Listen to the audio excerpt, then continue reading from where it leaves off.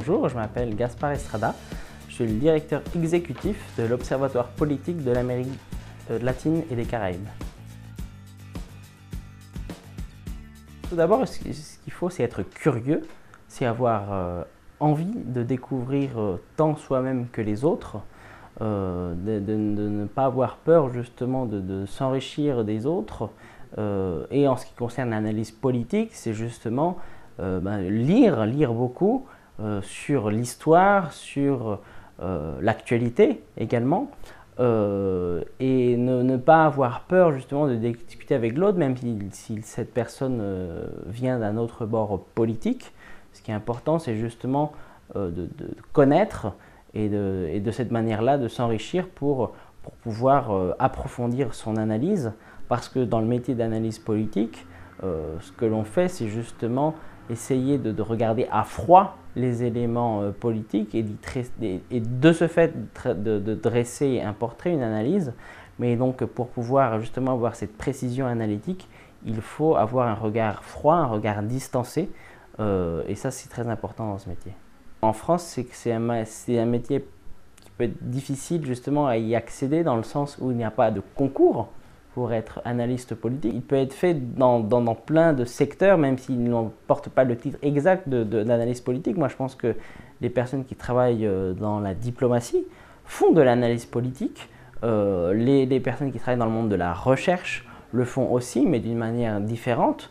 Donc, je pense que ce qui serait le plus simple, le plus aisé pour ces personnes-là, en tout cas les personnes qui souhaitent faire ce métier, c'est de postuler justement au concours, parce que cela les sécurisera sur le plan de l'emploi en ayant un salaire fixe sur le long terme, et cela leur donnera une légitimité justement pour conduire ces missions. Après, c'est sûr que faire l'analyse politique avec aussi ce caractère médiatique, qui est un peu ce que je fais, c'est vrai que c'est un peu plus compliqué, parce qu'il n'y a pas de procédure spécifique, en tout cas pas dans le sens français du terme.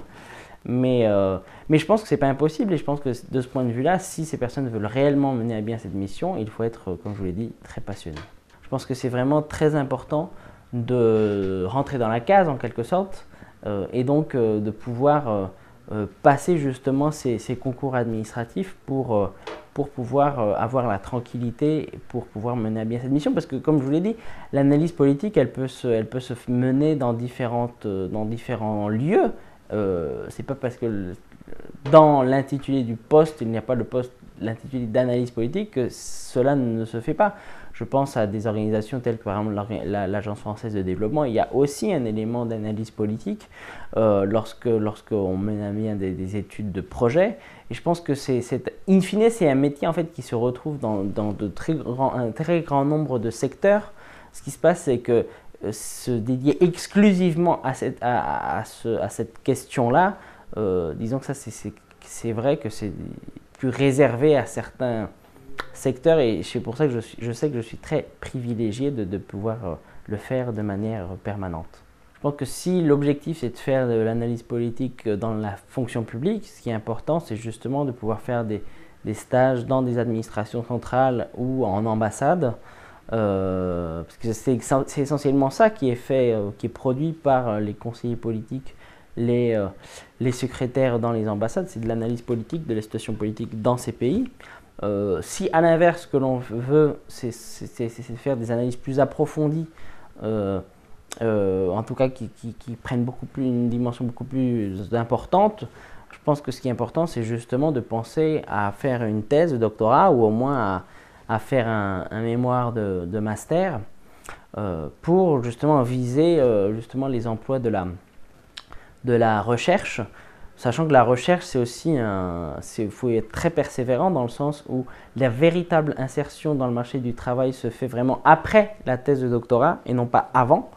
Et ça, c'est un truc qu'il faut bien avoir à l'esprit lorsqu'on s'inscrit en thèse. Qu'est-ce qu'on veut faire? Si on veut plutôt être fonctionnaire dans l'administration, ou si à l'inverse, on veut être universitaire. Et je pense que c'est cela qui conduira l'étudiant ou l'étudiante à choisir son stage.